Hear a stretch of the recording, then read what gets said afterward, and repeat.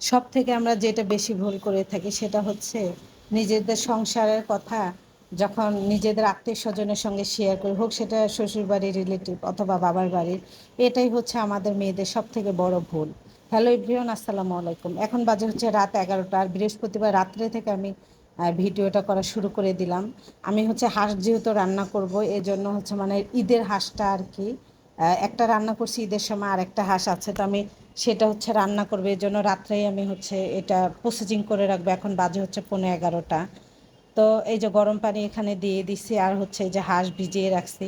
মানে একসঙ্গে যদি রান্না করতে যাই, হাঁস হাঁস হচ্ছে ভালোভাবে পরিষ্কার করে রান্না করতে গেলে অনেক টাইম লেগে যায়। তো যাই হোক, আমার জামাই, আমি যখন মোবাইলটা হাতে নেই ওই অফিস থেকে আসার পর বাসায়, তখন শুধু উনি মোবাইলটাই চোখে দেখার, আমি যে এত সারাদিন কাজকাম করি এটা চোখে দেখে না। তাহলে কি করলে যে জামাই চোখে দেখবে, যারা জানেন অবশ্যই জানাবেন। তো যাই হোক, আমি রাত্রে মানে প্রসেসিং করে রাখতে অনেক লেট হয়ে গেছে, তারপর শুয়ে পড়ছে, আর শ্যুট করা হয় না। সকালে আমার ক্যামেরাটা অন করতে মনে ছিল না, তো একদম হাঁসের গোস্ত কষাচ্ছি এখান থেকেই। আমি কিন্তু হচ্ছে হালকা করে দিয়ে দিছি গুঁড়ামরিচ, আর হচ্ছে শুকনা মরিচে আমি এই কয়দিন বেশিরভাগই শুকনা মরিচই দিচ্ছি। তো যাই হোক, এদিকে ভাত বসায় দিচ্ছি।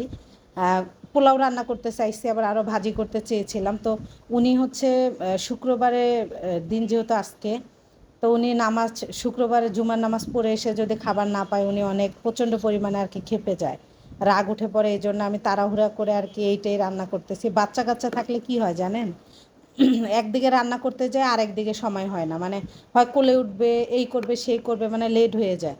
তো যাই হোক, আমরা মেয়েরা সব থেকে যেটা ভুল বেশি করি সেটা হচ্ছে নিজেদের সংসারের কথা অন্য কারোর সঙ্গে শেয়ার করি। সেটা শ্বশুরবাড়ি হোক বা বাবার বাড়ি হোক, অভাব অনাটন যদি দেখা দেয়, বা আমার হাজব্যান্ড আমার সাথে আগের মতো ব্যবহার করতেছে না, সব কিছু মিলিয়েই তখন হচ্ছে যখন আমরা এই জিনিসটা, আমাদের দুর্বল পয়েন্টটা কারোর সঙ্গে শেয়ার করি, তখন সে কী করে, আমাদের সেই রিলেটিভগুলো সেটা একটা হাতিয়ার করে রেখে দেয়। এমন সময় সে হাতিয়ার ব্যবহার করবে, মানে কিছুই বলার থাকবে না, আপনি আহত হবেন, মনও মানে কি বলবে এটাকে, মনও ভেঙে যাবে। ওনারা এমন কাজটা করে যে সাপও থাকবে না, লাঠিও ভাঙবে না, মানে এইরকম একটা অবস্থা। তো আসলে এটা আমাদের বলা বোকামি ছাড়া কিছু না। তবে কি জানেন, আমরা মেয়েরা একটা জিনিস কারোর সঙ্গে শেয়ার করতে পারলে, শুধু মেয়ে না, এটা পুরুষেরাও আছে, ছেলেরাও আছে, একজনের সঙ্গে একটা কথা শেয়ার করতে পারলে নিজেকে মনে হয় যে একটু হালকা ফিল করি। তবে হালকাটা হতে যে এমনভাবে আমরা হালকা হয়ে যাই যে তখন মানে মুখ থুবড়ে পড়ে যায়, মানে মাথা উঁচু করার মতো কোনো সিস্টেম থাকে না। তবে এই ভুলটা বিশেষ করে আমি বেশি বেশি করি, এজন্য আপনাদের সঙ্গে শেয়ার করলাম। আমি যাকেই বিশ্বাস করে আমার মনের কথা প্রকাশ করেছি, আমার আহ, তো বেশি দিন যেতে না যেতে সে আমাকে কথাটা মানে এমনভাবে ফিরিয়ে দিয়েছে, মানে আমাকে বুঝিয়ে দিয়েছে যে আঘাত কাকে বলে। সে আঘাত থেকে উঠতে উঠতে আমার বছর খানেক লেগে যায়, তারপর আমি কি হয় জানেন, সে কথাটা আবার ভুলে যাই এই কারণে, একটা হাদিস পড়েছি যে আল্লাহ রাসুল সাল্লাহ সাল্লাম, এক সাহাবীর গল্প, তো এটা আর একদিন বলবো। তো ওই হাদিসটার কথা মনে করে যে আল্লাহ তালা তাকে, সে সবাইকে মাফ করে দেন, এজন্য হচ্ছে আল্লাহ তালা তার জীবনে সকল গুনাহ মাফ করে দেন। এই হাদিসটা আমি যেদিন পড়ছি সেই দিন থেকে মানে বারবার আমার মাথার ভিতরে এটা কাজ করে যে আল্লাহ যদি আমাকে মাফ করে না দেন। কিন্তু কথার বরখলাপ করা অথবা আমানত খেয়ানত করা, এই জিনিসটা কিন্তু ভীষণভাবে মানুষকে, আল্লাহ তাআলার কাছে এটা আপনাকে হচ্ছে জবাবদিহি করতে হবে। তো যারা একটু শক্ত আছেন, বলবেন না, কারোর সঙ্গে শেয়ার করবেন না, আমার মতো এরকম বোকামি করবেন না। আমি বারবার বলি, বারবারই ঠকে যাই, তো আপনাদের সঙ্গে শেয়ার করলাম।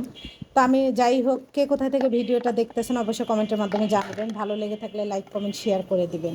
আর আমার ছোট্ট পেজটা ফলো করে আমাকে ভিডিও করার উৎসাহ যোগাবেন আশা করছি। তো এই যে আমি সব কিছু রেডি করছি, একটা তরকারি রান্না করছি হাঁসের গোস্ত, আর হচ্ছে আর বাচ্চাদেরকে খাওয়াবো।